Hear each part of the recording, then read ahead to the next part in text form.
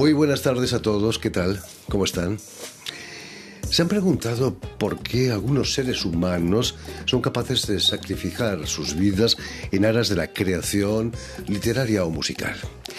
Quizás porque la creación da sentido y, sobre todo, trascendencia a nuestras vidas. Creaciones que pueden ser escuchadas o leídas muchos años después de la desaparición de sus creadores.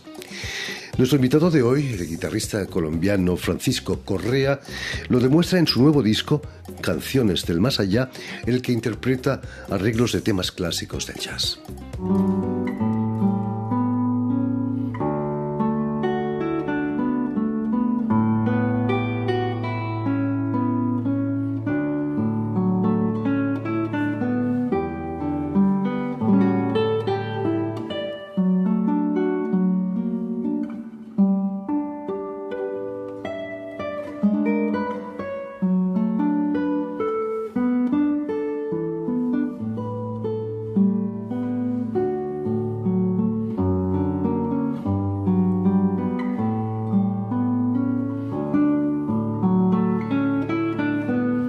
Muy buenas tardes, Francisco.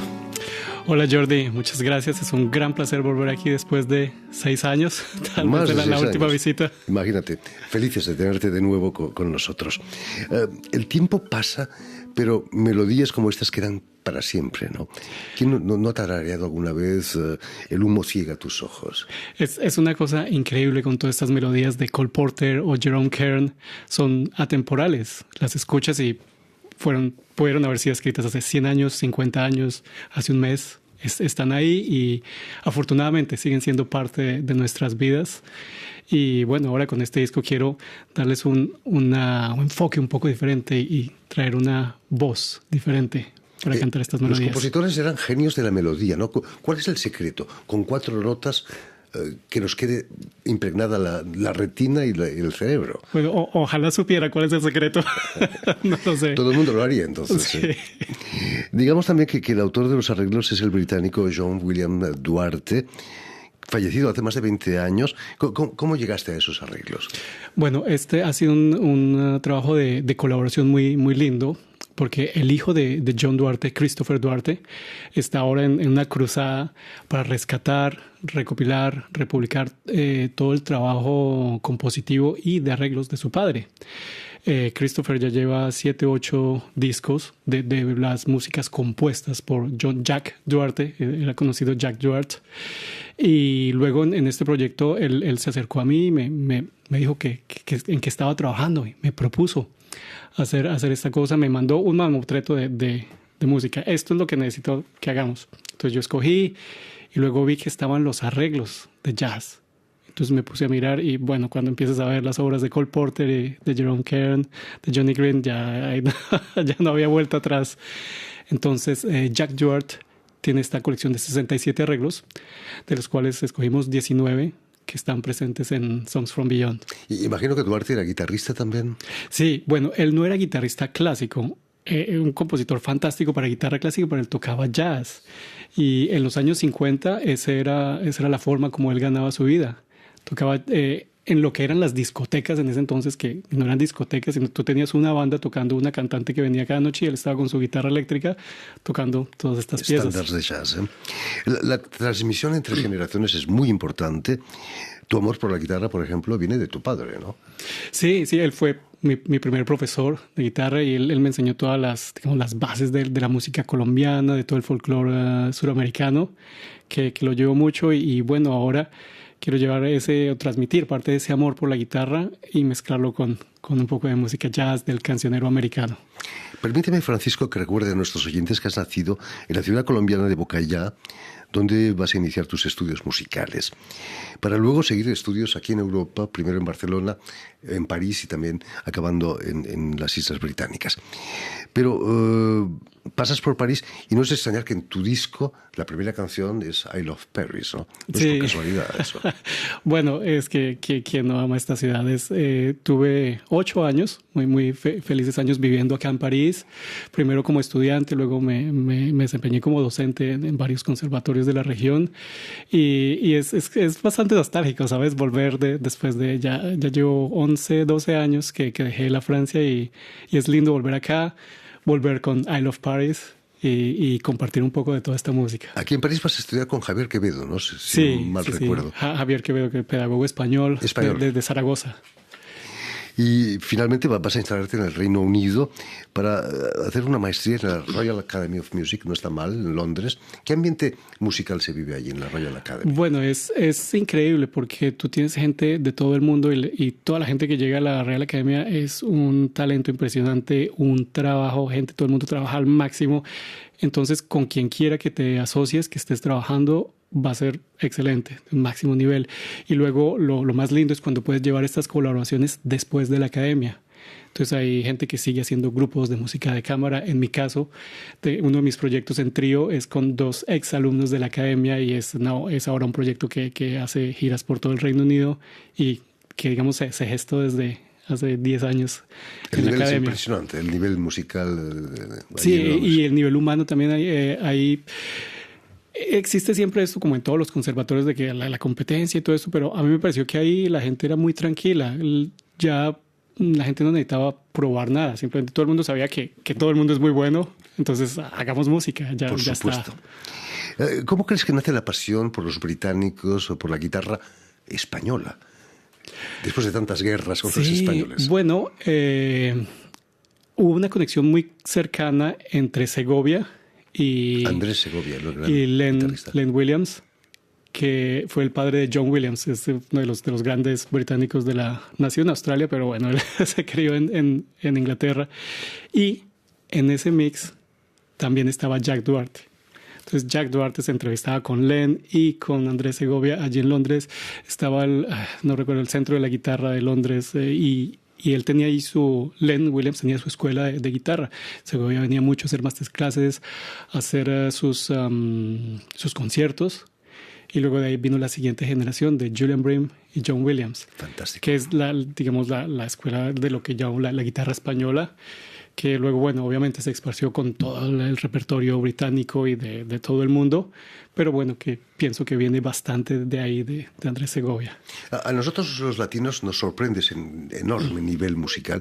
Quizás es debido al clima, ¿no? En el Mediterráneo, con el tiempo que hace, no dan muchas ganas de quedarse a trabajar el instrumento, ¿no? Lo sé. Sí, yo pienso que esos meses de invierno, pues la guitarra es un refugio perfecto para pasarlos. No, y además la música es un medio de socialización fantástico, no solo en coros y orquestas, ¿no? La house music es muy habitual en Inglaterra también, ¿no? Bueno, hay muchas cosas que se llaman clubs o sociedades de música. Entonces hay unos que simplemente son para que la gente se una. Son gente aficionados, entonces son amateurs que vienen y simplemente van a tocar música juntos o a disfrutar música juntos o a organizar conciertos para traer pues grandes artistas y todo eso. Pero es una tradición que en el sitio, el pueblito que veas, en Inglaterra tiene su club de música.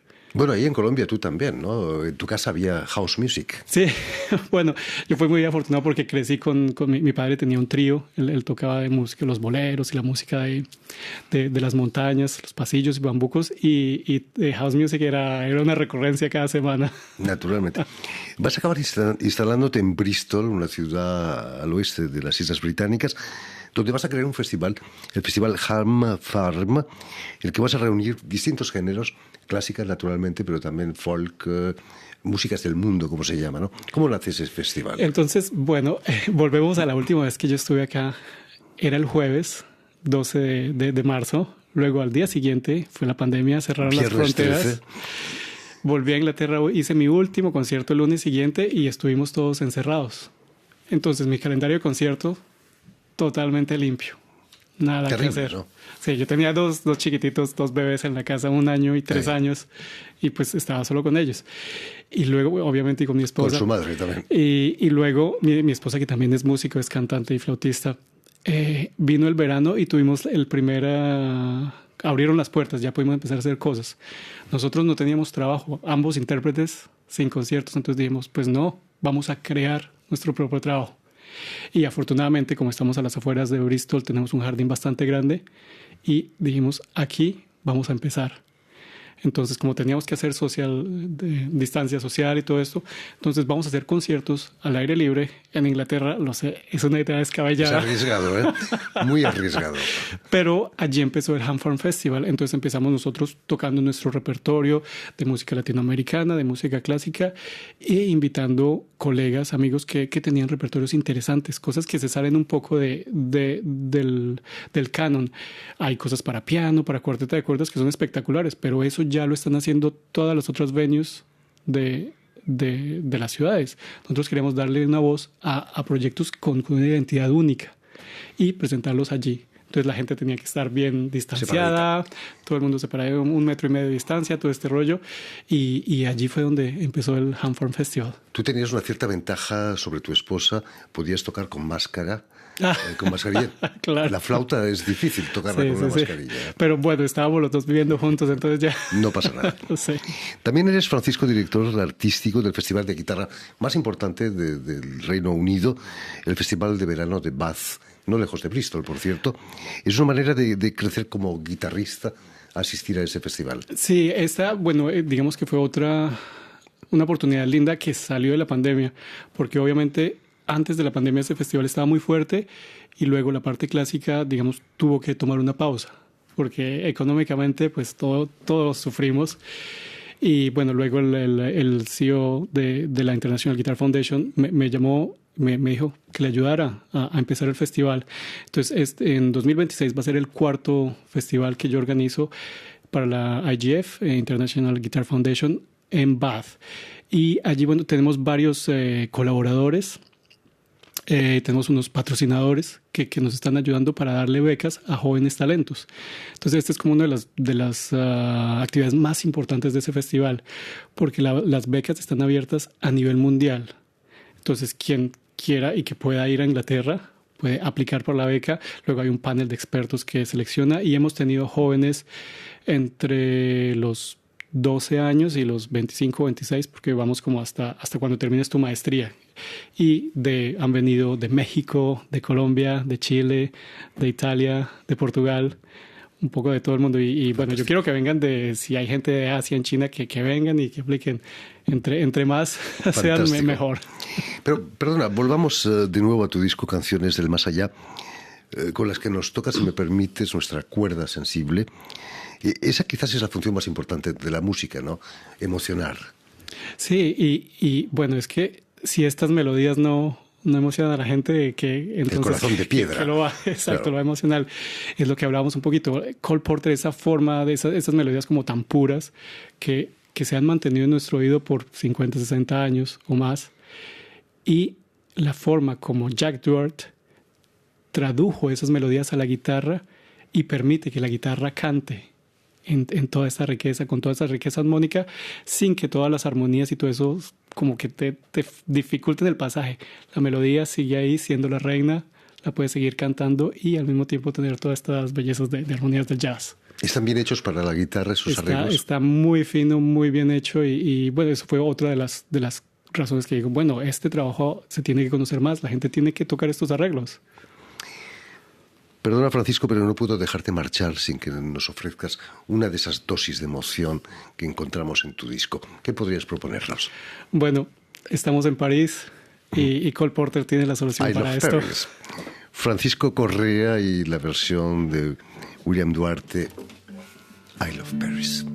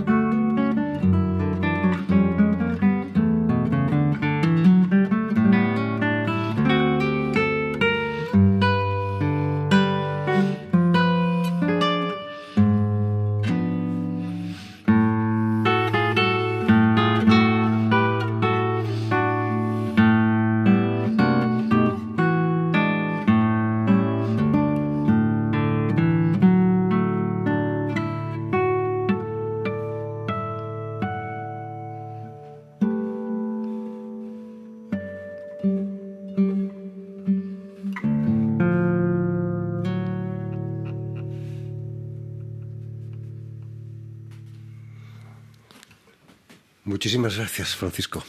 Gracias a ti, Jordi. Mucha emoción va a haber esta tarde, esta noche en la Maison de l'Amérique Latina, ¿no? Aquí en París. Sí, va a ser un gran placer. Aparentemente es cada 6 años. Es la tercera vez que vengo a la Maison de l'Amérique Latina.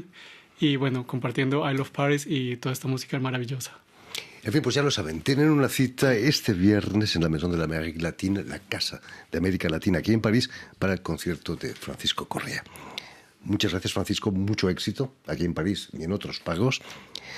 Permíteme también que dé las gracias a Julián Leng y a Diego Tenorio, quienes se han ocupado hoy de la realización del programa, y también saludar a nuestros telespectadores, porque también los tenemos, que nos siguen en toda América, desde Chicago hasta la Patagonia, pasando por Bogotá seguramente, gracias a una cadena de televisión que se llama UCL, un canal latino, y una red que se llama TAL, que reúne televisoras públicas y universitarias de toda América Latina.